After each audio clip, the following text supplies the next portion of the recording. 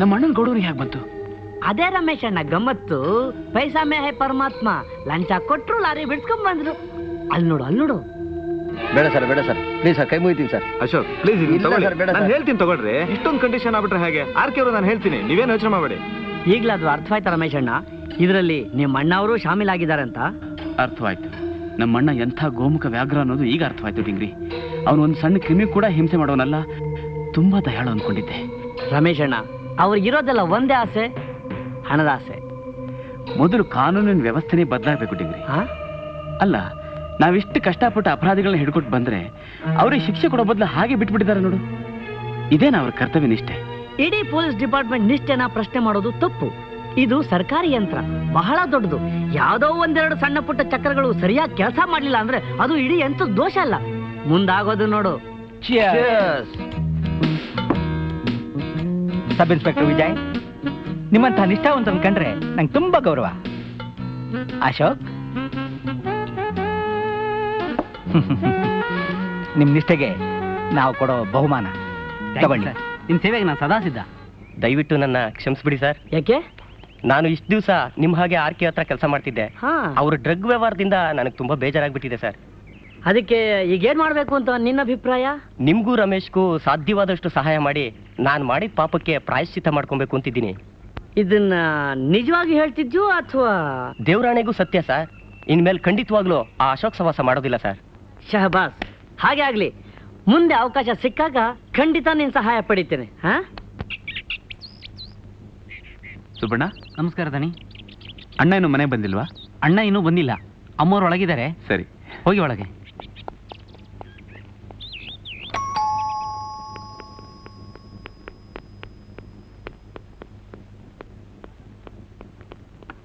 ಅಣ್ಣನ್ ಸ್ವಲ್ಪ ಅರ್ಜೆಂಟಾಗಿ ನೋಡ್ಬೇಕಾಗಿತ್ತು, ಅದಕ್ಕೆ ಬಂದೆ.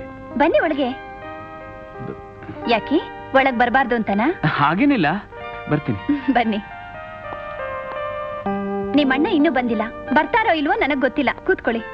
ಹಾಗಾದ್ರೆ ಇನ್ನೊಂದ್ಸಲ ಬರ್ತೀನಿ. ಅದಕ್ಕೆ ನಿಮ್ಮ ಅಣ್ಣ ಮನೇಲಿಲ್ಲ ಅಂದ ತಕ್ಷಣ ಹೊರಡಕ್ ಸಿದ್ಧವಾಗ್ಬಿಟ್ರಲ್ಲ, ಯಾಕೆ? ನಾನ್ ನಿಮ್ಗೇನೋ ಆಗ್ಬೇಕಾಗಿಲ್ವಾ? ಚೇಚೆ, ಹಾಗಲ್ಲ. ಮತ್ ಕೂತ್ಕೊಳ್ಳಿ. ಯಾವತ್ತೋ ಅಪರೂಪಕ್ ಬಂದಿದ್ದೀರಿ, ಇಷ್ಟು ಬೇಗ ಹೋಗಕ್ ನಾನ್ ಬಿಡೋಲ್ಲ. ಇದನ್ನ ಓದ್ತಾ ಇರಿ, ಏನಾದ್ರೂ ಕುಡಿಯೋಕ್ ತರ್ತೀನಿ. ಅದೆಲ್ಲ ಏನು ಬೇಡ ಅತ್ಗೆ. ಪರವಾಗಿಲ್ಲ, ಕೂತಿರಿ.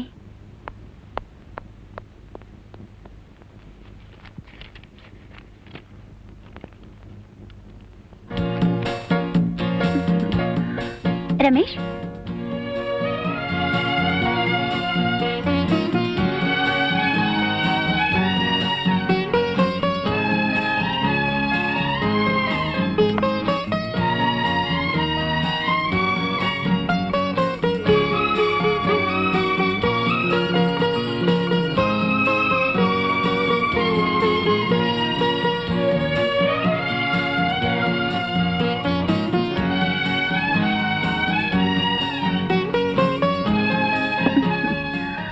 ರಮೇಶ್, ಈ ಮ್ಯಾಗಝಿನ್ ನೋಡಿ, ತುಂಬಾ ಚೆನ್ನಾಗಿದೆ.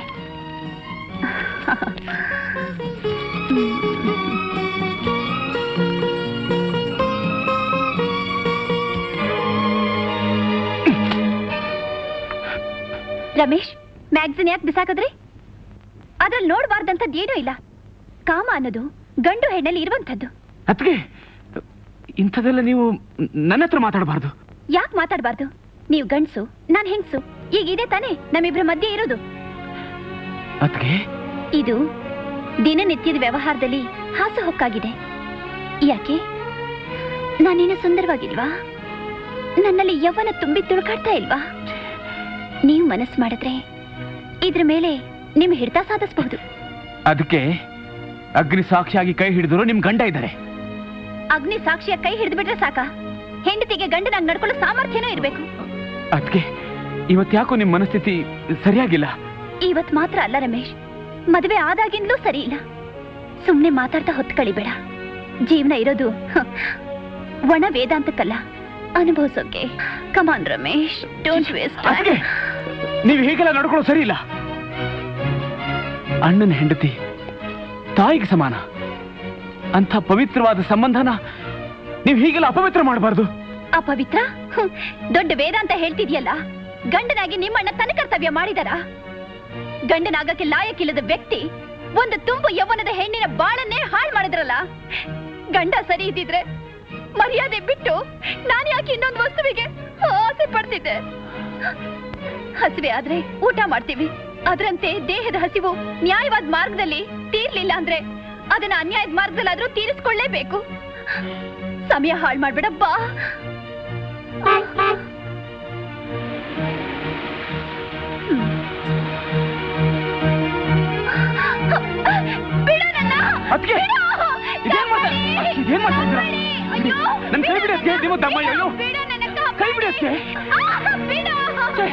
ರಮೇಶ್, ಒಳ್ಳೆ ಸಮಯಕ್ಕೆ ಬಂದ್ರೆ ಇಲ್ದಿದ್ರೆ ನನ್ನ ಮಾನ್ಭಂಗ ಮಾಡ್ಬಿಡ್ತಿದ್ದ ಪಾಪಿ ಚಂಡಾಲ. ಅಣ್ಣ, ಇವ್ರು ಹೇಳ್ತಾ ಇರೋದಲ್ಲ ಅಣ್ಣ, ಅತ್ತಿಗೆ ಹೇಳ್ತಾ ಇರೋದೆಲ್ಲ ಶುದ್ಧ ಸುಳ್ಳು. ದೇವರಣ್ಣ ಹಾಗೂ ನಾನು ಹಾಗೆ ಮಾಡ್ಲಿಲ್ಲ. ಇಲ್ಲ, ಪ್ರಪಂಚಕ್ಕೆಲ್ಲ ನೀನೊಬ್ನೇ ಮನ್ಮತ ಅಂತ ತಿಳಿದು ಇವಳೇ ಬಂದು ನಿನ್ನ ಅಟ್ಯಾಕ್ ಮಾಡುದು ಅಲ್ಲ? ಹೌದಣ್ಣ, ಹಾಗೆ ನಡೆದಿದ್ದು. ಮುಚ್ಚೋ ಬಾಯಿ, ನೀನೆಂಥ ಗುಳ್ಳೆನರಿ ಅಂತ ನನಗೆ ಗೊತ್ತು. ಹೊಟ್ಟೋಗಿಲ್ಲಿಂದ. ನಿನ್ನಂತ ದ್ರೋಹಿಗೆ ಸಹಾಯ ಮಾಡಿ ವಿದ್ಯಾವಂತನಾಗಿ ಮಾಡಿದ್ರೆ ಇದೇ ನಾನು ನಿನ್ನ ಮಾಡ್ತಿರೋ ಉಪಕಾರ. ಹೋಗ್ಲಿ ಬಿಡಿ, ಅವ್ರವ್ರ ಪಾಪ ಅವ್ರವರೇ ಅನುಭವಿಸ್ತಾರೆ.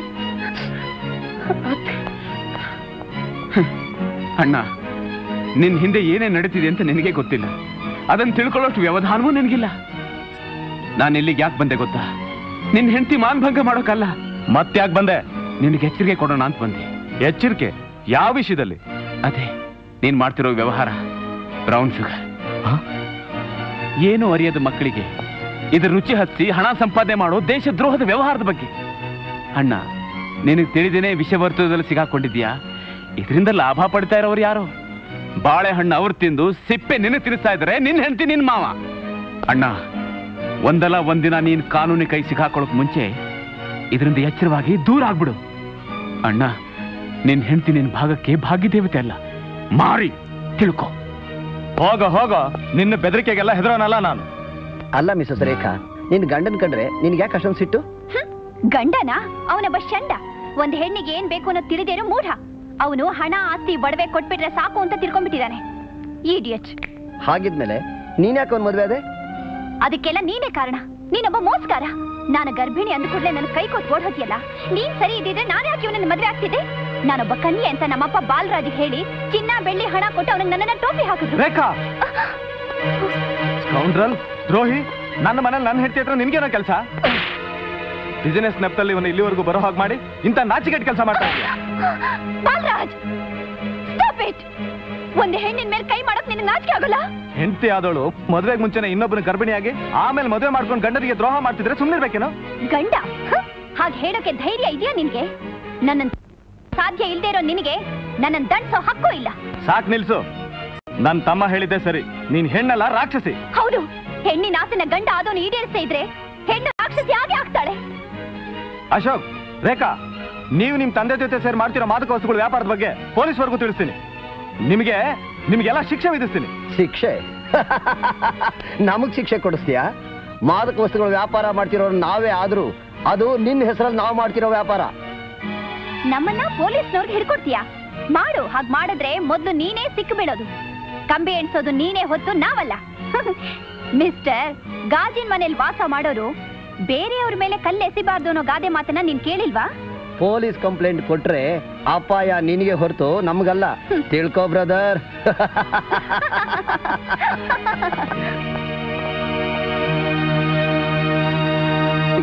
ನಮ್ ವಿಷಯ ಎಲ್ಲ ಗೊತ್ತಾಗ್ಬಿಟ್ಟಿದೆ.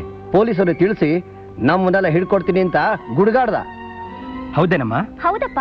ಅವ್ರ ಮಾತಿಗೆ ನಾವ್ ಹೆದರಿದಿದ್ರೆ ಈಗಾಗ್ಲೇ ನಮ್ಮೆಲ್ರ ಗತಿ ಏನಾಗ್ತಿತ್ತು? I C.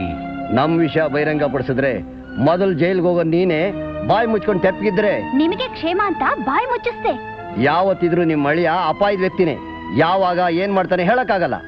ಅಂದ್ರೆ ಹುಲಿ ತಿರುಗಿ ಬೀಳಕ್ ಮುಂಚೆ ಮತ್ತದನ್ನ ಬೋನಿಗೆ ಹಾಕ್ಬೇಕು.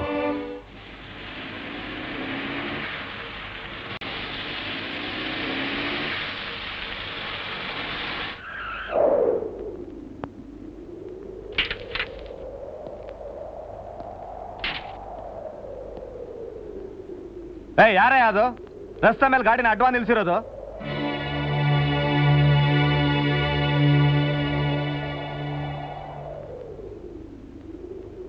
ಆಯ್ತು ಬುದ್ಧಿ, ಗಾಡಿ ತಾನೆ ಪಕ್ಕಕ್ಕೆ ಸರಿಸ್ತೀನಿ, ಸ್ವಲ್ಪ ತಾಳಿ.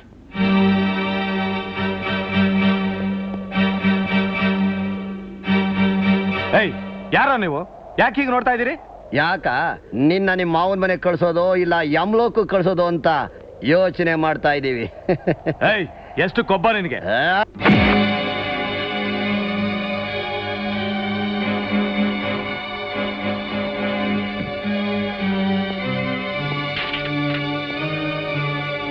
ಏಯ್, ಕರ್ಕೊಂಡೋಗ್ರು.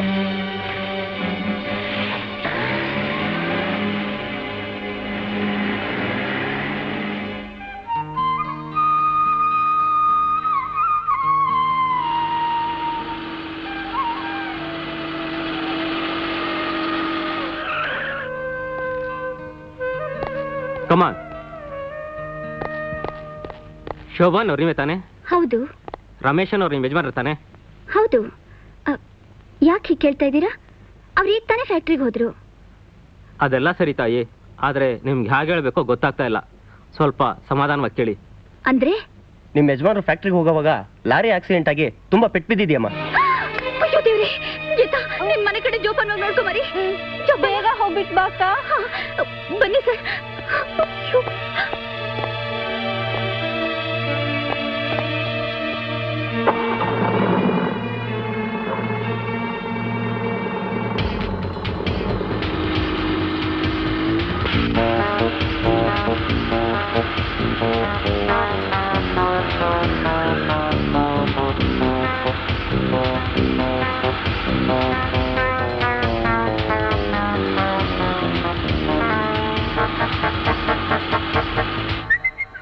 ಬಾವ, ನಿಮ್ಗೇನೂ ಆಗಿಲ್ಲ ತಾನೆ? ಚೆನ್ನಾಗಿದ್ದೀರಲ್ವಾ? ನಾನ್ ಚೆನ್ನಾಗಿದ್ದೀನಲ್ಲ, ನೀನ್ ಹೇಗಿದ್ಯಾ? ಯಾಕೆ ಅಳ್ತಾ ಇದ್ಯಾ? ಈಗ ತಾನೇ ಪೊಲೀಸ್ನವ್ರು ಬಂದು ನಿಮ್ಗೆ ಆಕ್ಸಿಡೆಂಟ್ ಆಗಿದೆ ಅಂತ ಹೇಳಿ ಅಕ್ಕನ ಜೀಪ್ನಲ್ಲಿ ಕರ್ಕೊಂಡು ಹೋದ್ರು. ಪೊಲೀಸ್ನವರು ಶೋಭಕ್ಕನ್ನ ಪೊಲೀಸ್ ಜೀಪ್ನ ಕರ್ಕೊಂಡು ಹೋದ್ರ? ಅದು ನಿಮ್ಗೆ ಆಕ್ಸಿಡೆಂಟ್ ಆಗಿದೆ ಅಂತ ಹೇಳಿ? ಇದೆಲ್ಲ ನಮ್ಮ ಯಜಮಾನ್ರಿದಾರಲ್ಲ, ಗ್ರೇಟ್ ಟಾರ್ಕೆ, ಅವ್ರದೇ ಕೈವಾಡ ಇರ್ಬೇಕು. ನನ್ನ ಹೆಂಡತಿನ ಕಿಡ್ನಾಪ್ ಮಾಡೋದ್ರಿಂದ ಅವ್ರಿಗೇನೇ ಲಾಭ? ಏನ್ ರಮೇಶಣ್ಣ ಹೀಗೆ ಮಾತಾಡ್ತಿದ್ದೀರಾ? ಮೂಗು ಗಟ್ಟಿಯಾಗಿ ಹಿಡಿದ್ರೆ ಬಾಯಿ ತಾನಾಗಿ ತೆರೆಯುತ್ತೆ ಅನ್ನೋ ಹಾಗೆ ಅವ್ರು ಶೋಭಕ್ಕನ್ನ ಹಿಡ್ಕೊಂಡ್ರೆ ನೀವಾಗಿ ಅವ್ರು ನೋಡ್ಕೊಂಡೋಗಿ ಆ ಆರ್ಕೆ ಗುಂಪಿನ ಕೈಗೆ ಸಿಗಾಕೊಂತೀರ ಅಷ್ಟೇ. Very simple. ಆರ್ಕೆ ವ್ಯವಹಾರಕ್ಕೆಲ್ಲ ಅಡ್ಡ ಬರ್ತಿರೋ ನನ್ನ ಮೇಲಿನ ಸೇಡಿಗೆ ಈ ಪ್ಲಾನ್. ರಮೇಶಣ್ಣ, ನಿಮ್ಗೆ ಇನ್ನೊಂದು ವಿಷಯ ಗೊತ್ತಾ? ಏನದು? 2 ದಿವಸದಿಂದ ನಿಮ್ಮ ಅಣ್ಣ ಬಾಲರಾಜಣ್ಣವರು ಕಾಣ್ತಾ ಇಲ್ಲ. ಅವಳಿದ್ದಾಳಲ್ಲಪ್ಪ ಮಾಯಾ ಶೂರ್ಪಣಕ್ಕಿ ರೇಖಾ, ಅವಳು ಅವರಪ್ಪನ ಗುಂಪಿನವರು ಹೊಡ್ಕೊಂಡೋಗಿ ಗುಪ್ತವಾದ ಜಾಗದಲ್ಲಿ ಮುಚ್ಚಿಟ್ಟಿದ್ದಾರೆ. ಆ ಜಾಗ ಎಲ್ಲಿದೆ ಅಂತ ಮೊದಲು ಕಂಡುಹಿಡಿಬೇಕು ಕಣೆ. ಅದನ್ನೇ ನಾನು ಯೋಚನೆ ಮಾಡ್ತಾ ಇದ್ದೀನಿ. ಅವ್ರದ್ದೊಂದು ಗುಪ್ತವಾದ ಜಾಗ ಇದೆ, ಬಟ್ ನಾನು ಇದುವರೆಗೂ ಆ ಜಾಗಕ್ಕೆ ಹೋಗಿಲ್ಲ. ಅವ್ರ ಕಡೆ ಒಬ್ಬ ಜಾನೆ ಅಂತ ಇದ್ದಾನೆ, ಅವನೀಗ ನನ್ನ ಪಟ್ಟಾ ಶಿಷ್ಯ. ಅವನ್ ಕೇಳಿದ್ರೆ ಆ ಜಾಗ ಯಾವುದು ಅಂತ ತೋರಿಸ್ತಾನೆ. ನಡಿ. ಅಲ್ಲಿಗೆ ಹೋಗಕ್ ಮುಂಚೆ ಒಂದು ಮುಖ್ಯವಾದ ಕೆಲಸ ಮಾಡಬೇಕು. ಹೌದು ಮಿಸ್ಟರ್ ರಮೇಶ್, ಈ ಡ್ರಗ್ ರಾಕೆಟ್ ವ್ಯವಸ್ಥಿತವಾದ ರೀತಿಯಲ್ಲಿ ನಡೀತಾ ಇದೆ ಅಂತ ನಮಗೂ ಗೊತ್ತಿದೆ. ಆದ್ರೆ ಇದಕ್ಕೆಲ್ಲ ಪ್ರಾಪರ್ ಪ್ರೂಫ್ ಅಂಡ್ ಎವಿಡೆನ್ಸ್ ಇಲ್ಲದೆ ಇರೋದ್ರಿಂದ ನಮ್ಗೇನು ಮಾಡಕ್ಕಾಗ್ತಾ ಇಲ್ಲ. ನಿಂತೇ ಇದ್ದೀರಲ್ಲ, please sit down. Thank you sir. Sir, ನನಗನ್ಸುತ್ತೆ ಒಂದೊಂದ್ಸಲ ನಿಮ್ಮ ಡಿಪಾರ್ಟ್ಮೆಂಟ್ ಅವರೇ ಅವ್ರಿಗೆ ಸಹಾಯ ಮಾಡ್ತಿದ್ದಾರೆ ಅಂತ. Don't be haste in your decision. ನಮ್ಮ ಡಿಪಾರ್ಟ್ಮೆಂಟ್ ನಲ್ಲಿ ಯಾರೋ ಒಂದಿಬ್ಬರು ಈ ತರ ಕೆಲಸ ಮಾಡಿದ್ರು ಅಂದ್ರೆ ಇಡೀ ಡಿಪಾರ್ಟ್ಮೆಂಟ್ ನ ದೂಷಿಸೋ ಸರಿಯಲ್ಲ. ಈಗಾಗಲೇ ಆ SI ನ ಸಸ್ಪೆನ್ಷನ್ ನಲ್ಲಿ ಇಟ್ಟಿದ್ವಿ. ಆದ್ರೂ ನಿಮ್ ಧೈರ್ಯ ಮೆಚ್ಚಬೇಕಾಗಿದೆ. ಧೈರ್ಯವಾಗಿ ನೀವು ಈ ಕೆಲಸನ ಮುಂದುವರಿಸಿ. ನಮ್ಮ ಸಂಪೂರ್ಣ ಸಹಕಾರ ನಿಮಗಿದೆ. Thank you very much sir. Sir, ನಮ್ಮ ಮಿಸ್ಸಸ್ಸು ಮತ್ತು ನಮ್ಮ ಅಣ್ಣನ ಕಿಡ್ನಾಪ್ ಮಾಡಿ ಯಾವುದೋ ರಹಸ್ಯವಾದ ಜಾಗದಲ್ಲಿ ಬಚ್ಚಿಟ್ಬಿಟ್ಟಿದ್ದಾರೆ. ಆ ಜಾಗ ಸುಳಿವು ಸಿಕ್ಕಿದೆ, ಕನ್ಫರ್ಮ್ ಆದ ತಕ್ಷಣ ನಿಮಗೆ ಬಂದು ತಿಳಿಸ್ತೀನಿ ಸರ್. ಖಂಡಿತವಾಗಿ ನಾನು ನನ್ನ ಡಿಪಾರ್ಟ್ಮೆಂಟ್ ನಿಮಗೆ ಎಲ್ಲ ತರದಲ್ಲಿ ಸಹಾಯ ಮಾಡ್ತೀವಿ. ನೀವು ಧೈರ್ಯವಾಗಿ ಮುನ್ನೋಗಿ. Best of luck. Thank you very much.